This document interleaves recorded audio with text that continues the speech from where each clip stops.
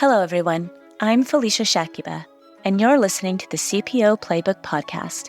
Join me and my guests as we feature insightful conversations with HR leaders, people scientists, and executives from diverse industries and functions, offering valuable perspectives on the future of work. Discover a unique outlook on navigating the complexities of the modern-day working world, exploring innovative strategies in talent management and corporate culture from the Chief People Officer's perspective. Tune in to stay ahead of the game when it comes to all things people-related.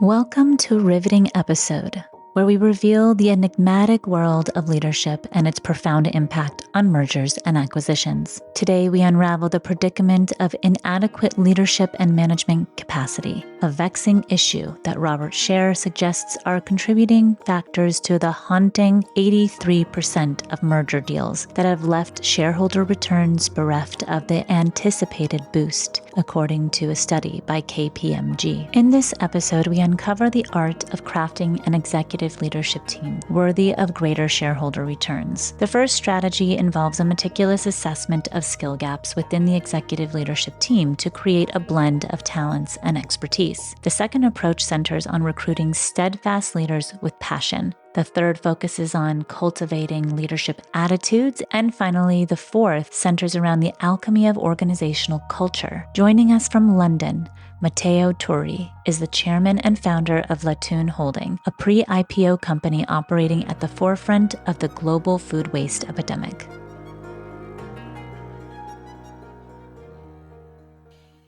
Matteo, thank you so much for being here. Thank you, Felicia. It's a pleasure to be here with you today. Matteo, what is Letoon Technology?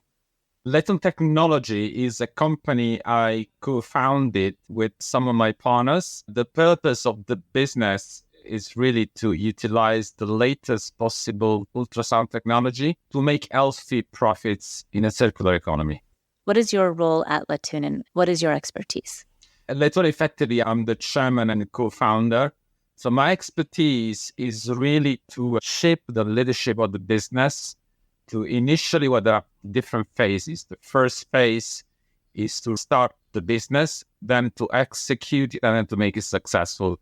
And then for this, I'm likely to recruit a few leaders in the next few months. Matteo, as the Chief Financial Officer and experienced professional in mergers and acquisitions, could you provide us with a glimpse into your unique perspective and responsibilities of these significant roles? Sure. In my capacity as a Chief Financial Officer, I bear a multifaceted role that entails really an extensive array of responsibilities. My purview extends to comprehensive financial oversight, including financial planning, analysis, and risk management for the entire organization. Now, within the realm of mergers and acquisitions, my role takes on a heightened significance. I'm entrusted with the pivotal task to identify prospective opportunities. Then you have to orchestrate rigorous due diligence processes, ensuring the financial facet of a transaction harmonize seamlessly, really, with the overarching strategic imperative of an organization. So, I'll give you an example. In the case of MoneyGram acquisition quite a few years ago by European business, due diligence and planning did not go as expected. And when MoneyGram embarked on the acquisition, they initially conducted a thorough due diligence process, examining the target company's financial records, operation, and overall financial health. The objective was to ensure a smooth transition and to have an accurate understanding of the European business financial standing. However, during this due diligence process, an unexpected issue arose. It was discovered that the balance sheet of the European business had been substantially overstated. This meant that the assets and liabilities of the target company had been misrepresented, leading to a significant discrepancy between the reported financial health and the actual financial status. Now, the overstatement of the balance sheet had serious implications for the acquisition. It meant that the financial foundation on which MoneyGram's initial planning and valuation had been based was fundamentally flawed. The discrepancy threatened the feasibility and success of the acquisition The financial situation of the acquired company was not what MoneyGram had initially anticipated. In response to this unexpected revelation, MoneyGram had to substantially modify the planning, needed to reassess the deal's terms, adjust the valuation, determine the actual financial health of the European business. Additional checks and investigations had to be conducted to accurately gauge the target company's asset liabilities and overall financial stability. The situation underscores the importance of thorough due diligence and the need for flexibility in planning during complex business transactions such as acquisitions. The overstatement of the balance sheet forced MoneyGram to reevaluate their approach, highlighting the critical role of accurate financial data in making informed decisions and mitigating potential risk in mergers and acquisition. And inadequate leadership and management capacity have been identified as contributing factors to the failure of many merger deals. In your experience, what are some common leadership challenges that you've observed in these situations? Generally speaking, even in normal business operation, leadership is an issue in itself. However, in the realm of mergers and acquisition, is fraught with complexity, and one recurring impediment often pertains to leadership and management inadequacies. So it's essentially to really underscore that the challenges associated with M&A encompass a multitude of facets. The fusion of leadership teams originating from distinct organizational culture is one issue, which compounded the problem really. Also necessitating really a nuanced approach to ensure alignment and cohesion. So that makes it even more difficult. So furthermore, managing employee morale amidst the turbulence of change and uncertainty can prove to be, again, a significant challenge. To address these multifaceted challenges, in my view, it's imperative to emphasize the criticality of effective communication. I would say high quality communication, the formulation of a shared vision, and I would say the cultivation of really very resolute leadership roles. How do you approach identifying skill gaps within an executive leadership team, and what steps do you take to ensure a harmonious blend of talents and expertise? Yes, the identification of skill gaps within an executive leadership team really entails a methodical and comprehensive assessment. This process really commences by conducting an exhaustive evaluation of the prevailing strengths and limitations of the existing team. Subsequently, the quest for complementary talents begins. It's vital to really put in place those mechanisms for clear and unambiguous communication while fostering an environment where mutual goals are firmly established. This is very important. Mutual goals, they need to be not only established but communicated. And these collaborative undertakings are pivotal in ensuring harmonious assimilation of diverse talent and expertise, ultimately culminating in a robust and well-rounded leadership team. I just got to put some more stress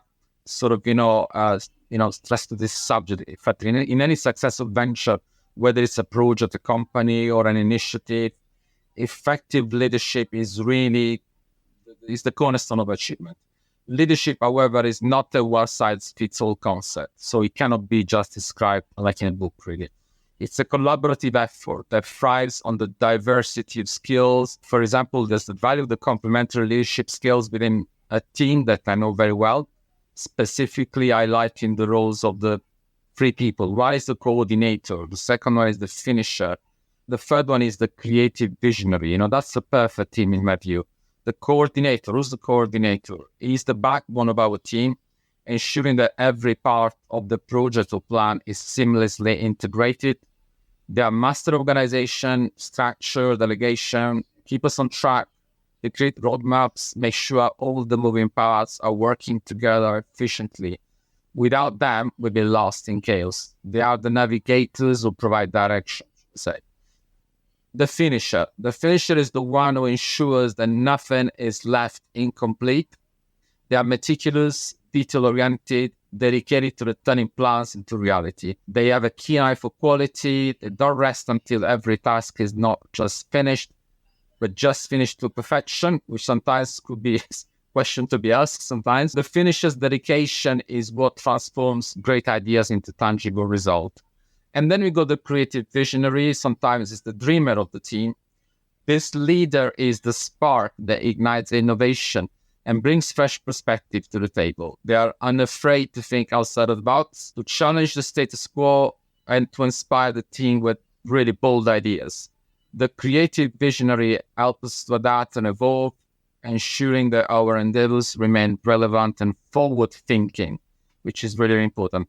So what's really amazing is that these roles are not in opposition, but in harmony. The coordinator's ability to organize complements the creative visionary penchant for ideation, for creating ideas, really. The finisher's dedication ensure that the coordinator's plan are executed to perfection.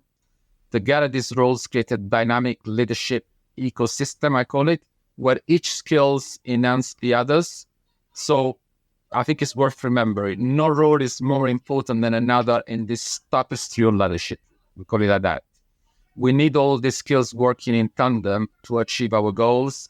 Our diversity should be our strength for always, and it's what makes our team exceptional. So as we continue to work together, we always appreciate the unique qualities each of us bring to the table. And so we harness this power of complementary leadership skills to reach new level, new heights. I think it's important to always stress on the need for diversity and for the integration of different skills. I actually really loved what you said about all of those pieces. I think that brings a lot of things into perspective. So I think all of those different types of leaders provide an extremely well-rounded leadership team, especially in a or entrepreneurial environment. So when you think about enlisting stalwart leaders with unwavering passion is one of your strategies for building a successful executive leadership team. Can you share an example of a leader you've brought on board who exemplified this passion and the impact they had on the organization? First of all, I'd like to say the cultivation of essential leadership attitudes is, I would call it foundational to engendering a culture of inspiration and innovation. Yeah. So in the context of leadership, these attitudes encompass a spectrum of qualities like adaptability, resilience, empathy, a fervent commitment to a growth mindset. Yeah. So let me just give you an example of a leader who was steeped in these attitudes, exhibiting a readiness to embrace change. I would call it really an unwavering resilience when confronting challenges, and also very empathetic and supportive approach to team dynamic. I'm just going to give you an example of a corporation I worked for a few years ago. It was a traditional hierarchical organization in the manufacturing sector with a culture that prioritized efficiency and cost cutting above all else. So the company had a stagnant growth rate and was experiencing declining shareholder value due to increased competition and market changes. The leadership recognized the need for a cultural transformation to adapt to the evolving business landscape. So the CEO, John, decided to lead a transformational change, envision a culture shift that prioritized innovation, employee empowerment, and a customer-centric approach. John believed that this new culture would enable the company to respond more quickly to market changes and improve customer satisfaction, thereby, obviously, that's a consequence, boosting shareholder value. A cultural transformation. Now, to bring about this cultural shift, John and the executive team effectively implemented several key initiatives. Really three big things. Open communication is the first one. They foster open communication channel, so encouraging employees to share ideas and feedback. Regular town hall meetings, suggestion boxes were introduced. The second one was employee development. So the business invested in employee training, development programs, encouraging employees to take ownership of their career growth. The third one was a customer-centric approach. Now, this was integrated in all aspects of the business, with departments working collaboratively to improve the customer experience. Positive impact. So employee engagement. With the new culture, employees felt more engaged and empowered. They became more creative and proactive, leading to a surge in innovative ideas and increased productivity, rapid adaptation as well. The company could now quickly adapt to market changes, leading to the development of new products and services that met customer needs. This allowed the business to gain a competitive edge. And then customer satisfaction, as the organization obviously became more customer-centric, the customer satisfaction improved significantly, and the business started to win back customers and attract new ones as well. Shareholder values is almost like a consequence. Over a few years, those changes positively impacted the organization's financial performance, in turn boosting shareholder value. The company price increased due to improved financial results, and it became more attractive to investors as well. So what's the conclusion here? The transformational change in this business culture, driven by visionary leadership, profound positive impact, and employee engagement, adaptability, and a customer-centric approach led to increased financial performance and ultimately improved shareholder value. In my view, this example demonstrates how cultural transformation can be a catalyst for a positive change in a business, really. How can a strong executive leadership team together contribute to improved financial performance through culture? Okay, I would say this, that in this particular situation, this is what I personally, it's my opinion, an instance where a transformative shift in organizational culture really bolster performance and enhance the value is eminently. This transformation was effectively, I would say, anchored in a strategic focus on inclusivity and diversity, which to me, the two big driver for performance as well. And for obviously the overall culture of the business. The organization leader espoused a commitment to fostering an inclusive environment with a broad spectrum of perspectives and voices. And the result was a surge in creativity, the generation of lots and lots of new innovative ideas. Now, this transformation gave tangible fruit in the form of heightened innovation and superior performance. I would say as a lateral effect, there was unequivocal enhancement of shareholder value as a natural consequence. The merger and acquisition landscape. This can be highly complex and challenging. How do you ensure that leadership roles in merged companies work cohesively to achieve the common objectives? This is a very complicated, what I would say is the amalgamation, that's the right word, of a robust executive leadership team functions as a potent catalyst for augmenting financial performance, but through cultural influences, So by collectively formulating a shared vision and shared values as well, such teams can really, I would say, inculcate an ethos of accountability, excellence, share objectives, throughout the entire organization.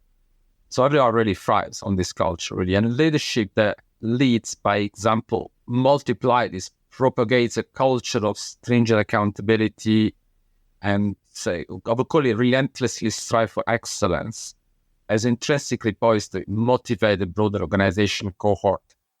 Sometimes there's some confusion between generosity and excellence. Actually, a leader who creates another leader is an excellent leader, as sometimes people feel, oh, generous. No, it's an excellent leader. I would just stress on that. And this motivational impetus is pivotal in really fostering a collaborative spirit. Ultimately, the objective is to steer the organization towards enhanced financial success. And it's well understood that in a merger situation, in a change situation, the difficulty is multiplied by many times compared to a normal situation. What advice would you give to entrepreneurs looking to build their executive leadership team from scratch to ensure that they have the right blend of skills and attitudes? For entrepreneurs, they tend to be very lonely figures in our society because society doesn't understand the incredible contribution they're giving to us by creating jobs, by creating wealth. But the entrepreneurs themselves need more education on how they can improve their own wealth. So for entrepreneurs embarking on the you end up constructing an executive leadership team from the ground up. The imperatives are really manifold. The foremost consideration is really what I would call it an orchestration of a blend of skills, competency, and attitudes. This, again, I would call it amalgamation, is the bedrock upon which a leadership team's effectiveness eventually rests. It's imperative to place an emphasis on the cultivation of a diverse and complementary array of skills. So additionally, the implementation of attitudes encompassing, I would say, adaptability, definitely, passion, resilience, all these are instrumental, really. And these attitudes should be really carefully aligned with the overarching vision and values of the company, really. So, and ultimately, that will position the team as a potent propellant for organizational growth. And again, I would say this is where there is a world of extra education that entrepreneurs deserve to receive when they take the risk of creating a new business. They create the risking their own money, really. And then, and by doing that, they create jobs, they create what we see in the economy. I have one follow-up question for you. You talked about the different types of skill sets that are critical, like the different types of roles that are critical for leadership, executive team to thrive. How important is it to have someone on the executive team in a people-focused role like a chief people officer? When does that become critical to have that executive at that level? It's always critical, I would say. Really, when you go for organizational growth, often you find complexities related to scaling operation and a strategic imperative of venturing to new markets, really. So what I was saying before, the adaptation and the diversity of the team requires really a very careful management from the human resource standpoint. Team has to have a diversity in the skill of the player. It's a bit like any sport you play. In a sport, you have the people who are very good at finishing, scoring a goal. You got the people who are very good at defending from an attack. Usually finance stands on the defense. The operation department stands on the sort of midfield, and the commercial team stays at the forefront trying to score goal opportunities. Even within those teams, those departments, there's a need for diversity of skills, diversity of inclination. You want to have those people who are very good, as I was saying before, they're very good at coordinating, but you want to have those people who are very creative as well, who can really create that spark that will let everyone else play better, for example. And on the other hand, you need somebody really focused on finishing. So that does require very strong human resource management. The more the business grows, the more it becomes complex, obviously, the more it requires that strategic, so people management approach. And I would say this, any entrepreneur who wants to be successful and wants to really create wealth, they will do it through one of the key goals of the business, in my view, which is succession planning.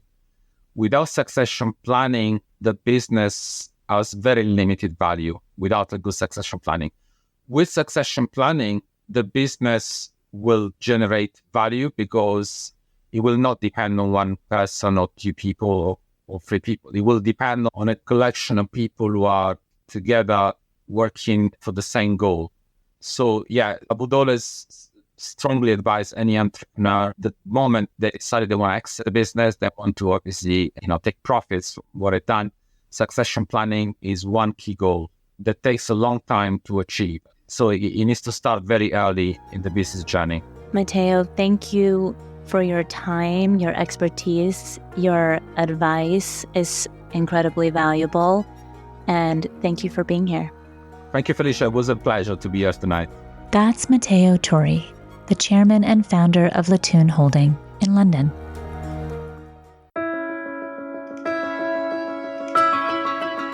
If you like today's podcast, we have more podcasts on innovative HR strategies, talent management, organizational culture, and more and how to navigate the complexities of modern-day HR.